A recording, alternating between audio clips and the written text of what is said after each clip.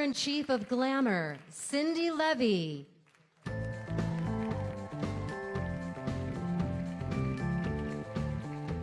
Full disclosure, I do not tap dance. Let's hear it for the syncopated ladies. Were they not amazing? Welcome, everybody joining us here at Neue House Hollywood for the first ever Glamour Women of the Year Live Summit. And a big hello to everybody watching us on the live stream as well. Be sure to post your thoughts with the hashtag GlamourWody. We'll be answering your questions from Facebook and checking our social all day. Raise your hand if you feel this has been a little bit of a traumatic week. Raise your hand if you feel like you could use a little inspiration in your life right now. All right.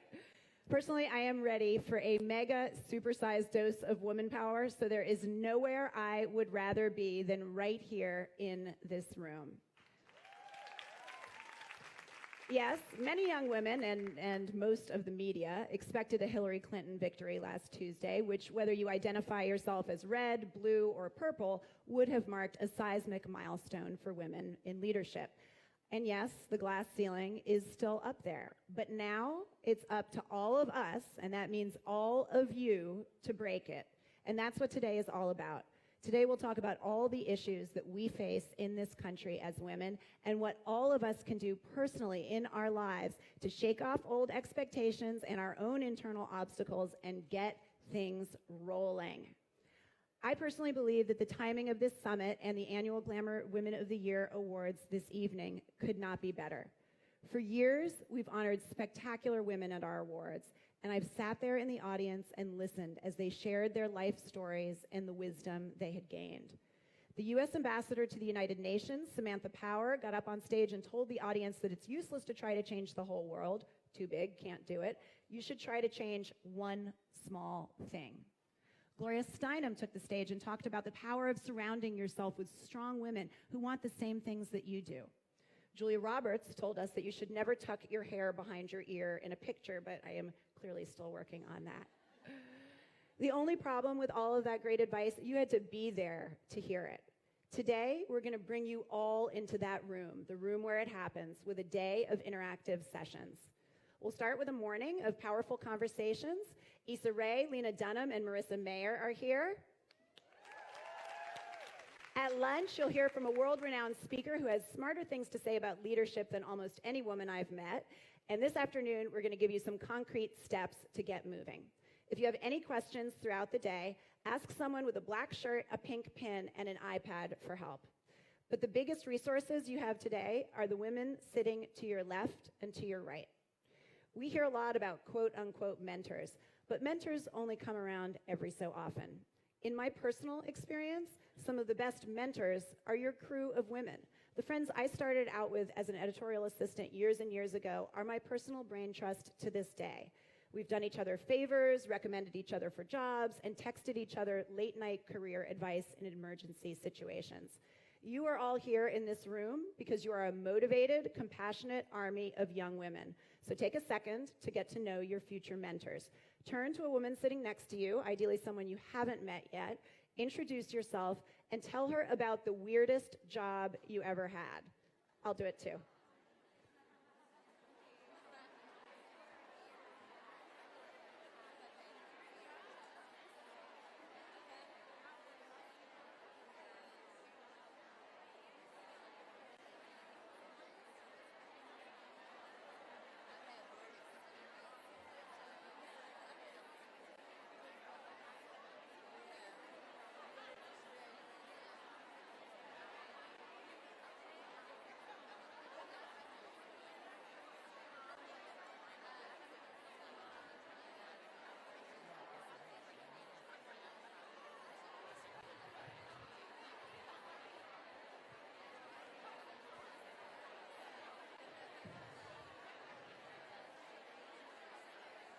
Okay, everybody.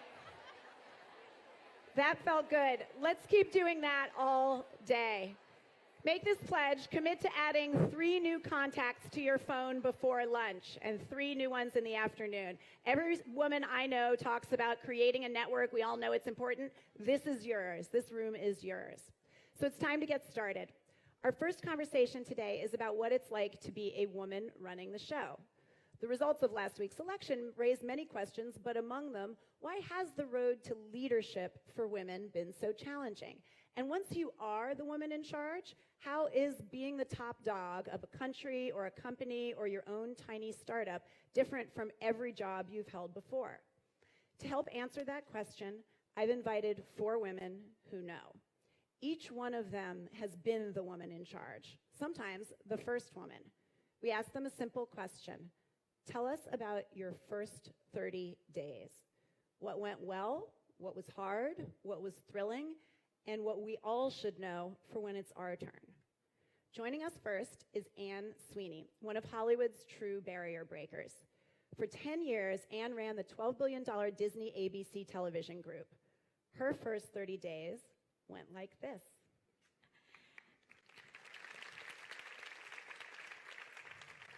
Good morning.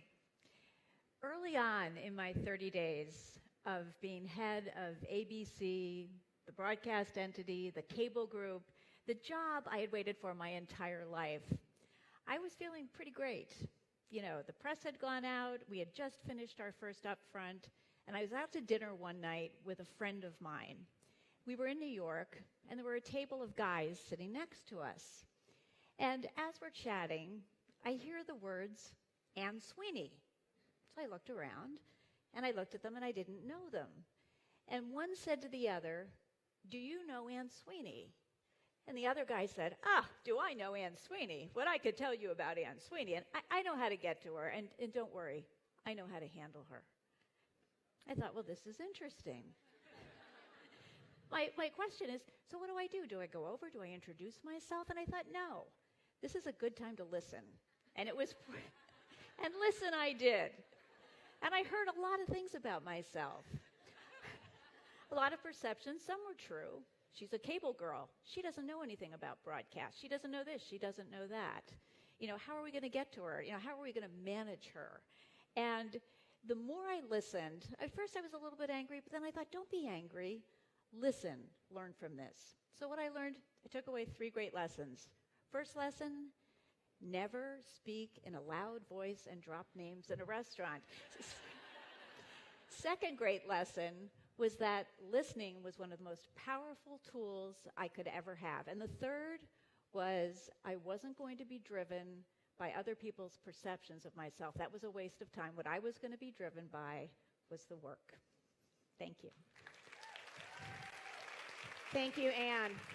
Our next speaker is Jenna Lyons, the creative director and president of J. Crew. She is the brains and style behind one of America's most popular fashion brands. And naturally, she brought her A game. I have to get the jigglies out. Hi. Interestingly enough, my story is similar to Anne's.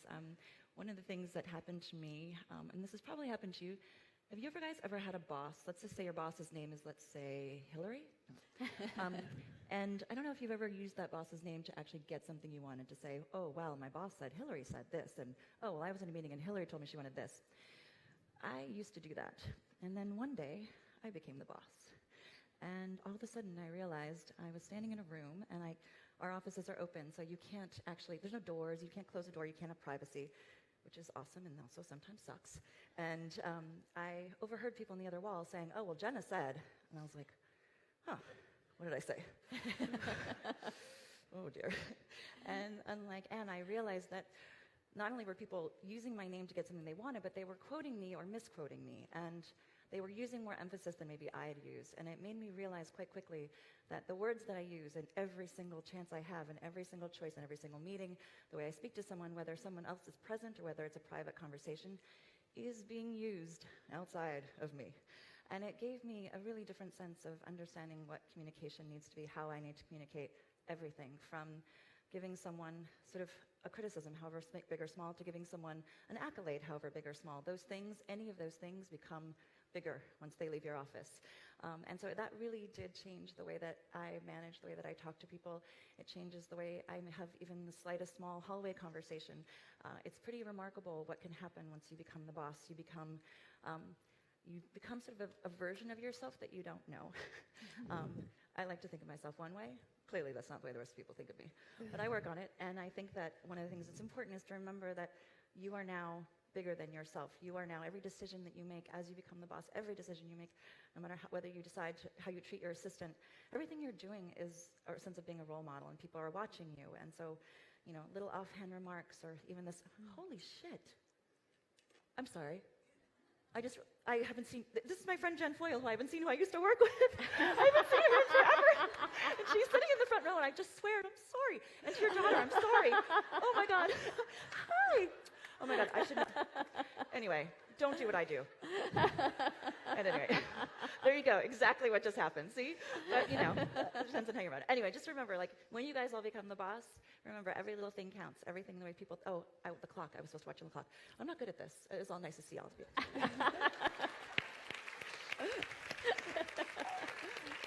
Please welcome our next speaker. Marissa Mayer became the CEO of Yahoo in 2012. She's one of the first women ever to run a high-profile technology company. At the time, she was also the youngest person running any Fortune 500 company.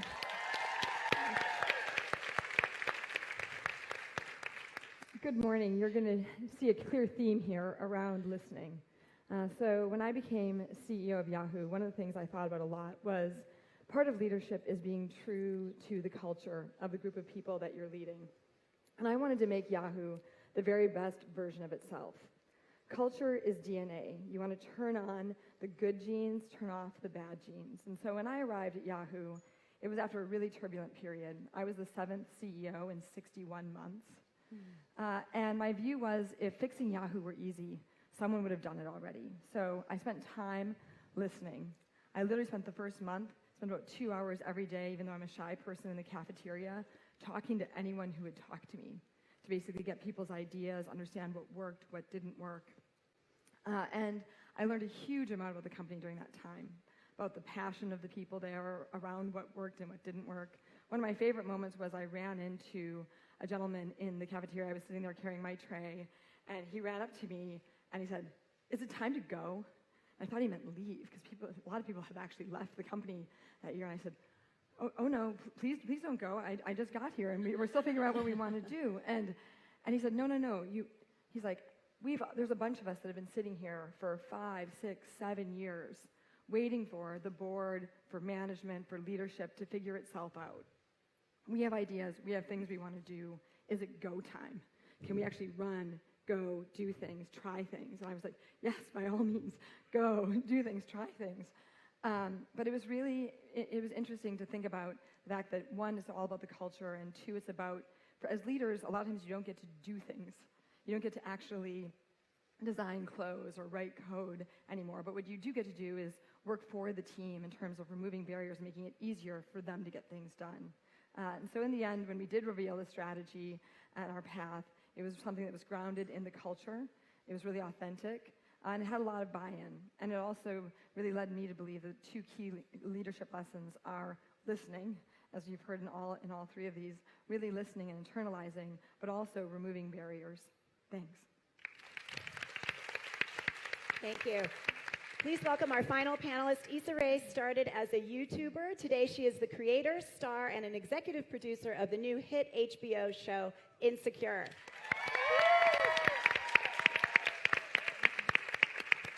Hi, everyone. So it took me 2.5 years to write my pilot for HBO, the show that ended up being Insecure. And kind of in the middle of it, I lost an important mentor, Larry Wilmore. He went off to go do the nightly show, and I realized, oh, shoot, I'm finishing this alone. And so when it came time to shoot the pilot, I realized that I wanted it to have a certain feel, I wanted to have a certain aesthetic, and LA and certain spots of LA were very important to me. So I remember there was this one location that we really wanted called Mercado. It was an Ethiopian restaurant that I frequented with my friends a lot, loved the Ethiopian food. And I remember there being a discussion about shooting there. But I wasn't privy to the discussions because I was still, kind of working on my own and trying to figure out the behind-the-scenes process. And I got a call from one of my producing partners who was like, hey, just to give you a heads up, Mercado is like a big issue, and you're going to have to put your foot down and be like, this is what I want.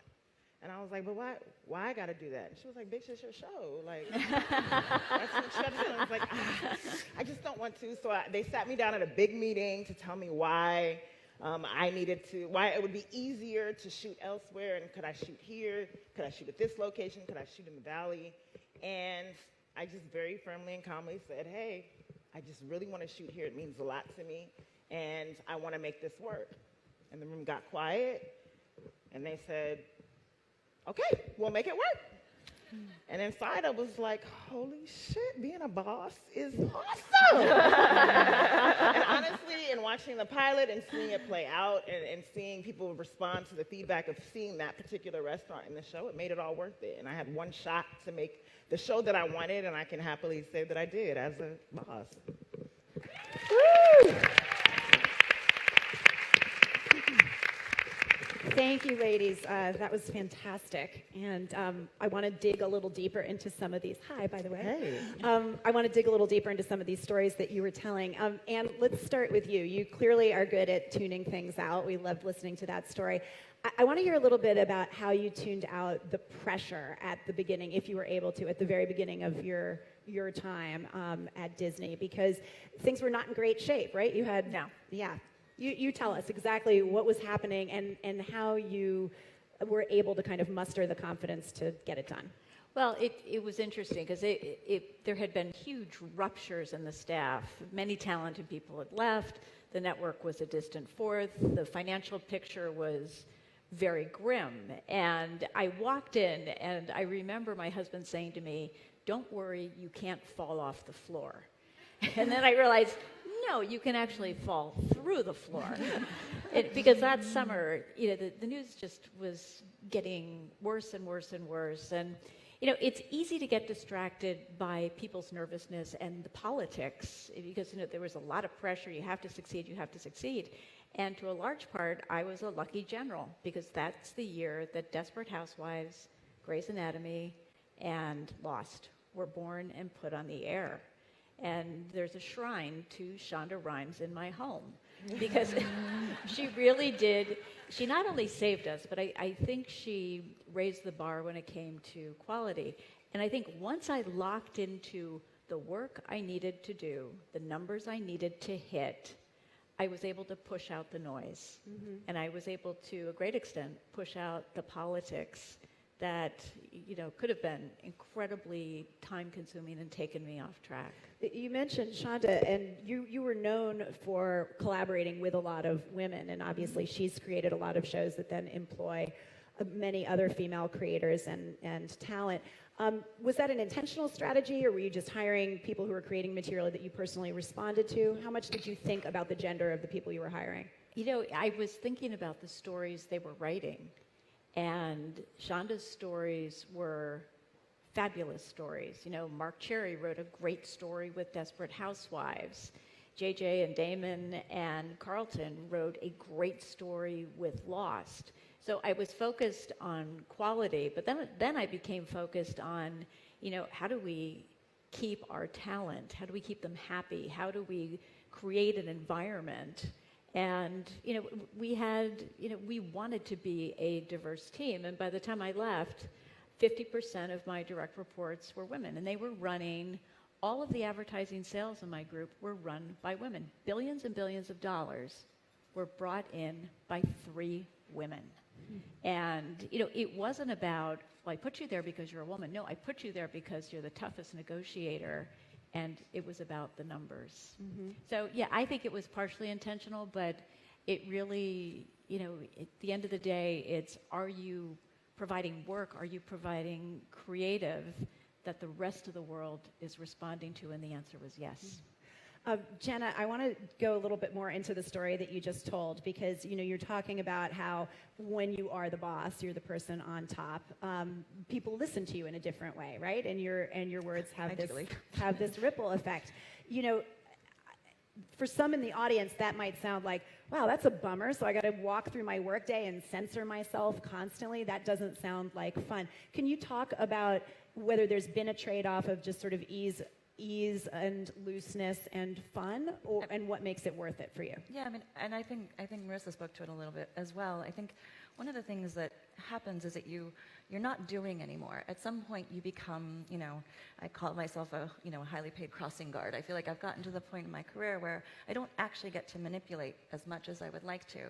And so by doing that, my job has become about communication. And it is important about how I say everything, and I think that there is some censorship that I have to do to myself.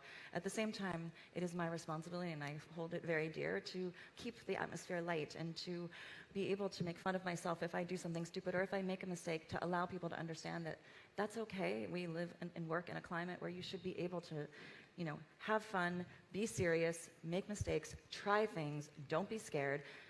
But I am careful about what I say. I'm careful about, as I said, remaining balanced with people, making sure that I'm not over, giving attention to one person and under giving attention to another group. It's something I think about every day, every meeting. I think about it quite a bit. I do think that the other thing that you have to remember is that everything you do, you're a role model. People are watching you, and I think that like the cussing thing, I have to get a little bit sorry about that little kid. But I think that... Are you muttering over there? I just feel bad. I just did it in front of my friend's kid. I'm like, oh. But, and I also think one of the things that I also note, and I think coming out of that past election has also been, sort of interesting, is that there's this idea that women have to be serious and tough. And the fact of the matter is, I don't agree. I think that there is absolutely a way to lead and have fun and be gentle and thoughtful and still be able to keep the bar high and let people know that your expectations are high, but we can have fun doing it. And it doesn't have to be about being cold. I'm not so good at that. Marissa, do you miss coding? You're talking about getting to a point. Do you miss that sort of having your hands in it? Sure. I mean, I absolutely do. I think that everyone loves their craft. That's why you ultimately do what you do. So yeah, I absolutely miss coding. But at the same time, I know that it's important that if you want to try and help the organization make the biggest impact it can make, if you aren't really working with the team to help them achieve as much as they can possibly achieve, that you're really not making the impact that the organization could make. One of the things that you didn't mention when you were telling your story of the first 30 days is that, of course, when you took that job, you were pregnant. And was there any part of you that thought, this isn't the right time? Did that enter your head? Was it a thought process? Every part of me. So as I was watching the turbulence around the Yahoo CEO-ship, it was funny because the previous fall, my work husband, they had just let Carol Bartz go, and my work husband, this wonderful guy named Gabe Stricker, came into my office for his one-on-one, and he closed the door, and he looked all sneaky, and he was like, Yahoo CEO, you should raise your hand, you're perfect for it. And I was like, no, I was very afraid of the board. Yahoo had been in a real swirl for a long time. And I didn't raise my hand then when I was not pregnant. Mm-hmm. Then fast forward, then another CEO left in May of the following year when I was about 4 months pregnant, but it still hadn't talked to anyone about the fact that I was pregnant. I wasn't showing yet. And so, and I remember the time thinking when the Yahoo CEO left in May that it's like, oh, maybe I should go for it. But I didn't raise my hand. Fast forward about 6 weeks later, I got a call from a recruiter who said, there's a role, talked all about it. And I actually thought it was a different company. I thought it was a startup. And at the end, he said, it's Yahoo. Are you interested? And I said, I am, because I've been thinking about it for this whole almost a year. And he said, really? And I was like, I've taught our recruiters they should not do that. When a person expressed interest, you should not say really. But anyways, I said, yeah, I am. And I had to balance during that month. I was recruited between June and July. I had to really think through, as I was going through the whole, could I get the job, the interviews with the board, all of that. Also really think through the fact that I was pregnant with my first child, and I didn't know, what would it be like to have the baby, what would it be like, during the first year. But then I also realized, as much as, I have an amazing relationship with my son, and I got a tremendous amount of time with him, because I just really prioritized it. I realized if I decided not to do it because I was pregnant, I would never know. And I would always wonder, like, what if I had actually gone for it, despite the fact that it was not great timing. It's so funny now because I've been at Yahoo. My son is about 4 years and 3 months, and I've been at Yahoo for like less than 4 years, 5 months, right? I mean, I had him about 8 weeks after I started.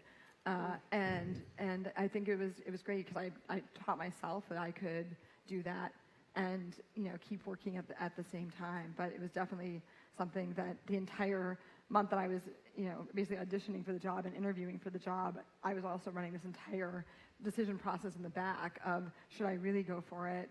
Can I be the mom that I want to be while I'm doing this? How hard was it going to be physically? All of those types of things. And then ultimately decided, okay, we'll just find a way to make it work.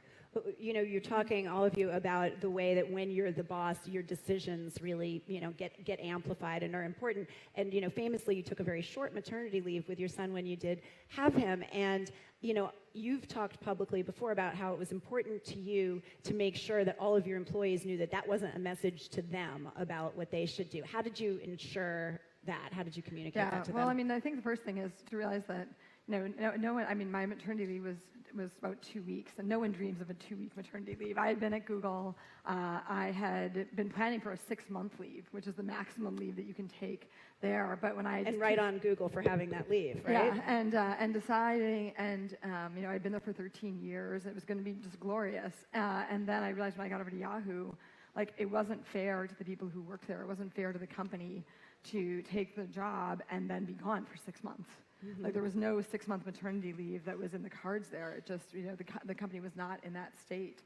And so I had to be really careful to message that that was why. It wasn't that I was opposed to leaves. I myself had been planning a much longer leave, but that, everyone has to do this in their own way, but that the company needed me that way right then.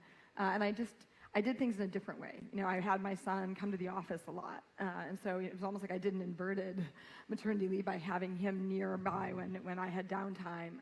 And we ultimately made it work. But I will say we lengthened maternity leave, so now mothers can take 16 weeks. And last year I had twins in December. Which is a great time of the year to actually have kids because it turns out you actually do get a lot of downtime in addition to your formal leave. Take note, ladies. But which was just purely accidental. But in that, it was interesting because, again, I had to take a short leave. When we looked at the stats, I think there were almost 500 women who had children at Yahoo last year. 75% of them took the maximum leave. Everyone in the company, except for me, took at least a month. And so, we worked really hard to make sure that people understood that it was my role and the position that made it an exception, and that we were really supportive of people taking the time they need for their families. Right. Issa, I want to ask you about your particular career trajectory because I would imagine it's quite similar to what a lot of people in this room probably aspire to. You had started your own thing. You had a YouTube series, and that then led to this deal with HBO. I'm curious, first of all, how you made that happen. And secondly, was the fact that you'd been effectively running your own thing on YouTube, did that make it easier for you to adapt to the role of really being in charge of this new property? Yeah, so I identify as a creative first, and in creating content for the internet, I just wanted to put a series out there. I wanted to write a series and produce it, and neglected to think about all the steps that come in between. And I think that for me, and for anyone creating content online, you're essentially forced to be an entrepreneur, and that you're marketing, you're managing a team, you're keeping track of a schedule. And for me, it was just falling into that and finding the right people to work with down the line. And so I found an amazing team to help carry me through and to sort of run a business, because now we're producing multiple series for the web. And that show in particular, of course, got the attention of HBO, and I found that transition, while on a much smaller scale, helped me to transition to this larger environment where you have people who are who wear the right hats at the right time. Because what I found was I was wearing multiple hats for hats that didn't fit. Like I was producing when I didn't have the experience. So I was learning by doing and just on the job. I was directing when that wasn't necessarily my priority. Of course, I was in it, and writing and editing and taking all these jobs. And so by the time the series got picked up by HBO, I was like, oh my gosh, these people are wearing multiple hats, and those hats fit and they work for them. You know, the editor knows what they're doing. We have a line producer to handle everything, and it was just a matter of delegating and trusting at that point. And I found that transition was very welcome for me. How do you keep true to your vision? You know, since when you're creating something on YouTube, it's all you, right? Like, it's all of your personality. You probably don't have a million people telling you what it should be and, you know, make it more this or less that. And television, with all due respect to Anne and the climate that I know you created, you know, television is famously not always that way. How do you tune out, you know, other people's opinions and really make sure that you know, you are fully represented? Well, for me, that happened just within a learning process. I had a project initially where I did not put my foot down, and I let my voice sort of get, you know, muddled, and because I was eager to please, and I felt like I had one shot to get it right, and I wanted to make sure I was considering all opinions, and did so poorly in a way where I took every opinion into account, and then ended up creating something that was voiceless at the end of the day, and ended up having my project passed on because I didn't navigate that well. And so I left that process saying, not only did I blow my shot, but, you know, I'll probably never get this chance again, and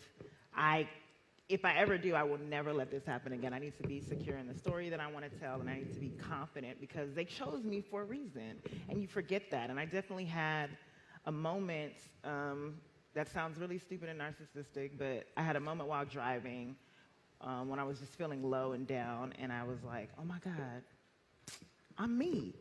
And that was just such a revelatory moment in that no one shared the same POV as me. No one could say the things that I said. No one sees the world like I did.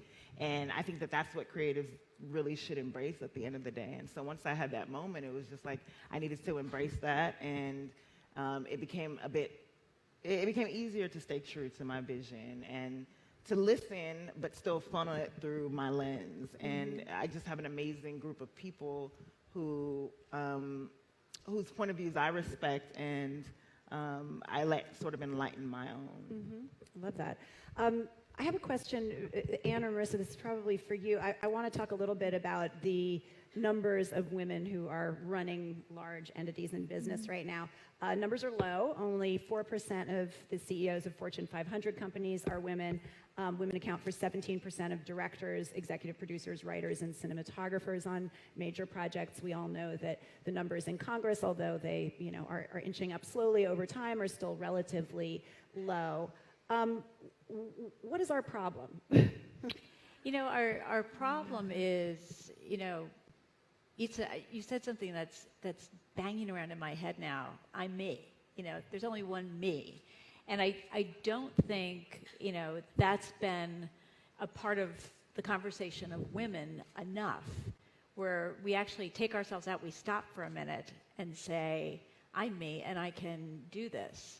And when I decided to step out of Disney, it was a luxury to be able to stop and think and say out loud what I wanted to do next. And I remember talking to Shonda about this, and Shonda said, well, you may not know this about me, but my job in life is to put more women and minorities, or one of my big priorities, more women and minorities behind the camera and to make them directors. So come over and shadow. And I met so many women who were shadowing, and there was this wonderful young woman, Zinga Stewart, and I were shadowing one night. Can you explain the shadowing process? Oh, shadowing is when you are the step below the intern or the PA. You're unpaid, and what you do is you follow a director around, and you listen to every conversation. And I was following this great director, Tom Verica, but Zinga, the other shadow, said to me, go stand by the DP and listen to that conversation, because you're going to learn a lot about how he's going to set up this shot, and go stand here and go through there. And then recently, I shadowed Zinga because she was directing a Lifetime movie. And I think it's bringing that conversation back into our culture. We look at these numbers and we get discouraged. But I had the most encouraging experience because my mentors are now half my age, and they're taking me on and saying, well, these are the things you don't know that you need to know, and I'm going to help you. And they're not competitive with each other because there is so much work out there right now. But, I mean, back to Issa, you really have to stop and say, there's only one me. It's me, and this is what I want to do. Marissa, what do you see from your experience in terms of what encourages women to really push themselves to that level? Well, I think there's really just two essential problems, right? There's the pipeline, and then there's keeping people there. So you need to have people who are in position to move into those types of roles, and that they don't step aside. And so I think that it's a little bit of both. Certainly in technology, what we look at is it's clearly a funnel problem. You lose girls in middle school, you lose them in high school. They decide that, coding isn't cool, computers aren't cool, and it's really hard to get them back after that moment.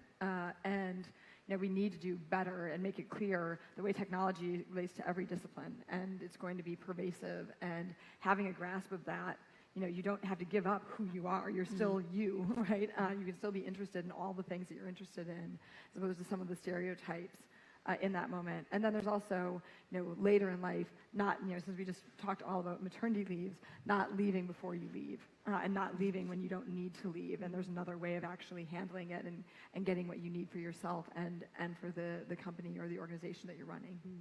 I want to talk a little bit about strategies that people in this room and those who are listening can use to advance their own careers. Jenna, I happen to know, you've told me this before, that one of the things that really sets your teeth on edge is when people come into your office and they say, I want to know about how I can have your job. Tell us why that's a wrong turn. I think one of my pet peeves is I find oftentimes people will come to me and ask for a raise or ask for a promotion, and I have a little bit of an issue with that approach. And it's not that you shouldn't ask for a raise, but I wish people would come in and say, what do I need to do to get to the next step? What is it that you're looking from me that I'm not doing? What can I do differently? What can I do better? Because at the end of the day, I'm not going to promote you because you ask. And how long you've been there has no bearing on your talent or your skill set. The two things are not related. And how people perceive you has nothing to do with your title. And oftentimes what I find is that the people that are asking are the ones who don't understand that. They misunderstand the value of being called a vice president or a VP. I want to be the VP. I've heard it so many times. And the fact of the matter is, oftentimes the people are the most talented are the ones who are doing just what they love. And if you're doing what you love, you sort of don't even realize it's happening. You look around, you're like, oh, wow, I just got made the boss. And I think you actually are probably going to do a much better job if you do something that you love. You don't check what time it is. You ask to do more because you're interested and excited. In your free time, you actually do research because you're into it. And all of those things make you better at your job. That's the thing that's going to get you promoted, not asking, certainly not asking me. But you do have to ask at some point, right? But, I mean, what I mean is, I think promotions don't just get handed out. But what I mean is, don't ask just for a promotion. Say, what is it? Help me understand the steps. What is the path to get there? I want to know what I'm going to be doing differently. Is there something I'm not doing? Can I be doing something differently? Help me path to it. Tell me what it is. Give me feedback, as opposed to, I don't want someone to just come in and say, well, I've been here for 2 years and so-and-so just got promoted. I'm like, I actually don't think that has anything to do with you. That's so-and-so. And going back to your point, I am me. You are not like anybody else, and your title is not comparable. The two things don't have anything to do with each other. I would be more than happy to help you figure out, hey, these are the things I'd love to see more from you. Here's where I'd love for you to speak up. Or, you know what, I know that you're having issues with that cross-functional partner. If you can really work through that, I would love to see you be more engaged in that relationship. Or, hey, you know what, I feel like when we talk in meetings, you don't actually participate as much as you could. Or sometimes, it's subtle things. I think people have to be doing the job before they want it, and I've noticed this often. And there's someone who will remain nameless, someone I respect and work with, who I adore very much. She's actually as a writer, and I noticed she never sat. We have big meetings, and she would always sit in the back. She would never sit at the table. Meanwhile, she's a huge part of the project, and I always needed her, and I always found her sitting in the back. And I finally, after one of the meetings, pulled her aside and I said, "Why don't you sit at the table?" And she looked at me. She's like, well, I don't know, I didn't know if I could. And I'm like, okay, you need to and you have to. And I think she somehow needed permission, and I didn't understand why, and her eyes welled up with tears, and I'm like, I want you at the table. I'm constantly asking for you. It's okay, you deserve to be here. And her eyes welled up with tears, she was like, thank you. And I was like, I don't know what was happening for her, but I think the other thing I can't stress enough, and I think just talking about women, and you asked earlier why, like women have to be nice to women, like take care of each other, support each other. You see someone struggling, like help them, give them a hand. Like I find women are not often as, there's a strong boys club out there, and honestly, like, we talk about the glass ceiling and all those things. I'm telling you, like, you guys being kind to each other, not being competitive, being healthy competition, like being kind when someone needs a break, telling someone they did a good job when they gave a great presentation, like boost someone up, like don't talk behind their back. And I'm not saying that you all do, but I remember what it was like when I was younger, and I didn't understand that dynamic of how important it was to help someone and be thoughtful and kind and take that extra time, especially if you see someone who's struggling, or just if someone did a great job, say like, that was awesome. I was impressed by what you said, or impressed by your presentation. It goes a long way. It means very meaningful. What strategies do the rest of you see among young women you work with that are successful? Like what advice would you give somebody who, they now know not to walk into Jenna's office and say, give me that raise, without explaining why and asking what they can do to get there? What's an effective strategy with each of you? Well, I was going to build on what Jenna was saying, because I think it's actually really helpful to hear how to have the conversation. Yeah. But I will also say, because there's always a lot of dialogue around, should you ask, should you not ask? And I will tell you, I've asked for every promotion I ever got.